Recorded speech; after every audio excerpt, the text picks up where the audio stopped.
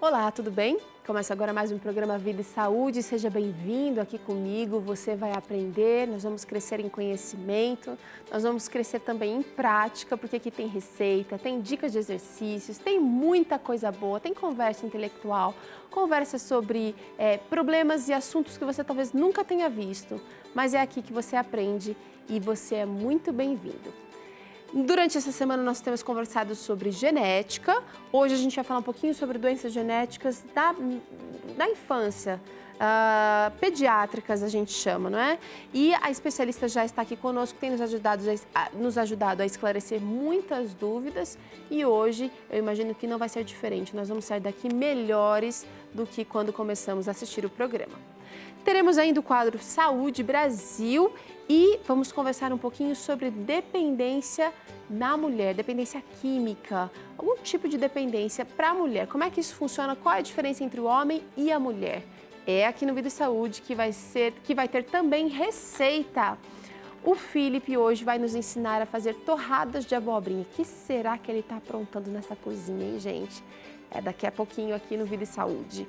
Quero convidar você para acessar o nosso blog novotempo.com/vida e saúde e deixar lá a sua história, como é que tem sido a sua transformação de vida. Você tem mudado a alimentação aí na sua casa? Está sendo difícil? Está difícil dormir mais cedo? Colocar os 8 copos no seu organismo todos os dias está sendo difícil?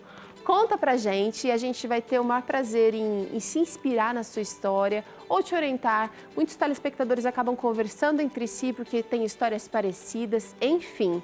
Conta pra gente, é muito importante. E também muitos de vocês já nos sugeriram pautas que fizeram história aqui no Vida e Saúde. Então, se você tem alguma dúvida, alguma coisa que gostaria de ser melhor esclarecida e mais aprofundada, você também pode se comunicar com a gente por lá e nós vamos tentar trazer aqui um profissional ou alguém que possa te ajudar com a sua dúvida, tá bom? Agora nós vamos conversar com a doutora Tânia Vulcani. Ela é geneticista, é biomédica. Tudo bem, doutora? Tudo bem. E você? Bem-vinda. Obrigada por participar conosco mais uma vez, viu? Doutora, doenças genéticas pediátricas. Quais são os primeiros exames feitos em um recém-nascido para identificar possíveis doenças ou falhas genéticas? Tá. Quando a criança nasce, né, às vezes, logo ao nascimento já é possível identificar algumas anomalias que podem ser origem genética, né? Então, existem alguns testes que podem ser feitos para confirmar uma suspeita clínica. Certo. Tá? Outras acontecem no desenvolvimento da criança. Depois que a criança para de amamentar e já começa a introduzir alguns alimentos, né, é possível essa criança ter algumas doenças que a gente chama de metabólicas, né? E essas doenças só vão ser diagnosticadas a partir de um teste genético, tá? E isso é o médico que, observando o quadro clínico da criança, ele que vai determinar qual que é o teste que vai ser realizado. Um teste muito comum, obrigatório hoje para todos os bebês que nascem é o teste do pezinho, mas ele não é um teste genético como muita gente pensa. É um teste bioquímico. E ele também identifica muitas outras doenças, ele é importante também. Sim, ele é muito importante porque identifica doenças que podem comprometer todo o desenvolvimento da criança e levar até a morte. Tá certo. Que doenças, então, a gente consegue identificar? Você já falou de algumas síndromes, mas existe algum exemplo de doenças que a gente consegue identificar geneticamente já no nascimento, durante o nascimento? Então, a síndrome de Down é uma delas, né? Que o médico tem uma suspeita logo ao nascimento, né? E essa suspeita pode ser confirmada através de um exame genético. Agora, a síndrome de Down também tem graus, por isso que às vezes ela não é tão óbvia. Tem gente que fala, pô, mas síndrome de Down é fácil de identificar. Não.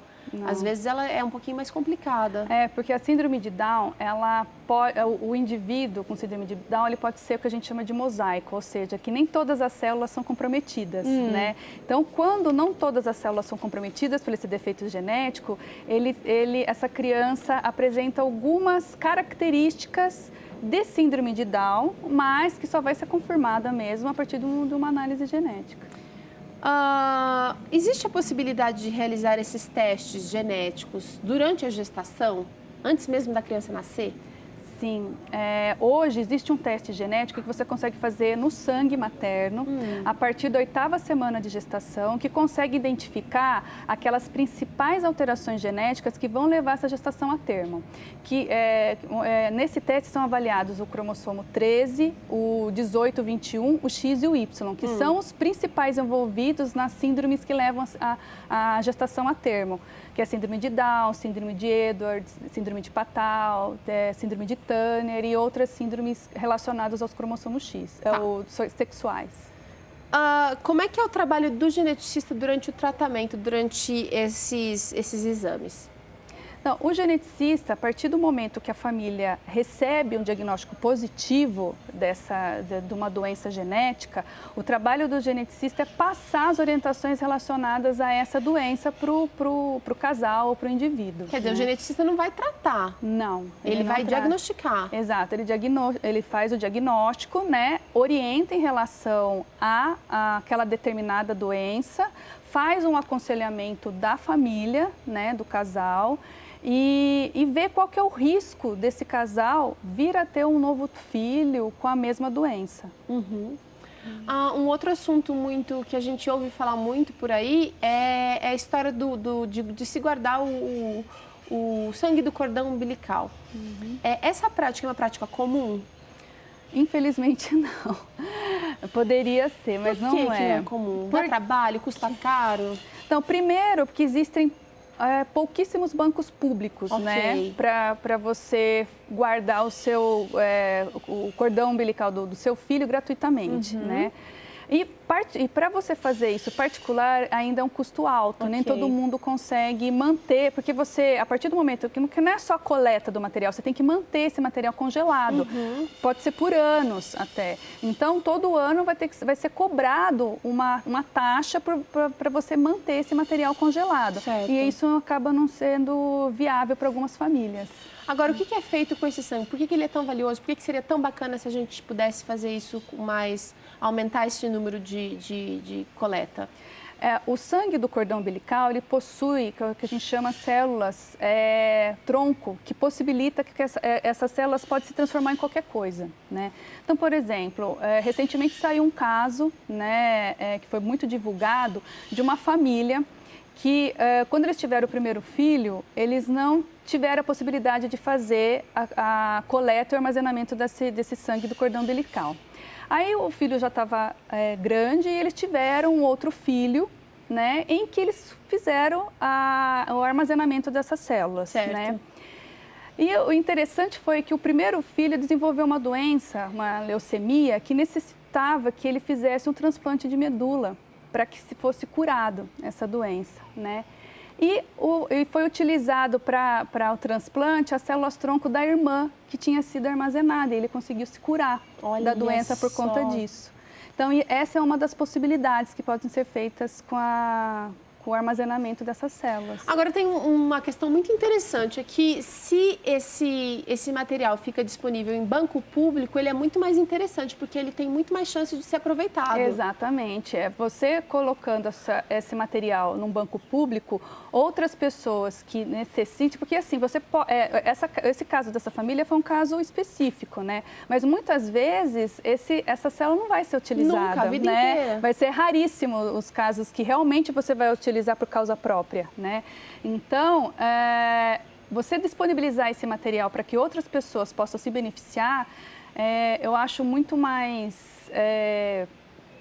humano, exatamente, muito mais humano do que você deixar no particular e não disponibilizar isso, e você pode nunca não ter que usar isso ao longo da sua vida, né? E tomara que realmente não tenha que usar, mas existem muitas pessoas que estão necessitando, que precisam realmente, e aquilo pode salvar uma vida. Exatamente. Ou mais até. Ao longo da infância, quais são as principais doenças que podem atingir, depois do nascimento ali? Então, outras doenças genéticas que podem surgir para a criança que o geneticista consegue identificar? Então, as principais são essas doenças metabólicas que eu falei, né? Que durante a infância elas podem aparecer não porque ela foi adquirida, né? Não porque o defeito genético apareceu, já estava, Só que, como a criança começou a se alimentar, alguns alimentos que precisam de certas enzimas para digerir aquele alimento, elas não estão funcionando de forma adequada. Então, essa criança só vai ter os efeitos desse defeito genético depois... Quando ela entrar em contato. Exatamente, entendeu? Então, todas essas intolerâncias que a gente tem visto hoje com muito mais frequência do que há algum tempo atrás, elas já estão definidas lá atrás. No nosso DNA. Uau! Exatamente. Então tá certo, olha, muito obrigada pela participação hoje aqui, doutora Tânia Vulcani, ela é geneticista, está participando do Vida e Saúde durante toda essa semana. Você que gostou da nossa conversa hoje, pode acessar as outras, a de ontem, a de segunda-feira, no nosso blog, novotempo.com/vida e saúde. Obrigada, doutora. Eu que agradeço. Vamos para um intervalo agora e na volta tem Saúde Brasil por aqui. A gente conhece um pouquinho mais desse nosso país tão rico e tão maravilhoso.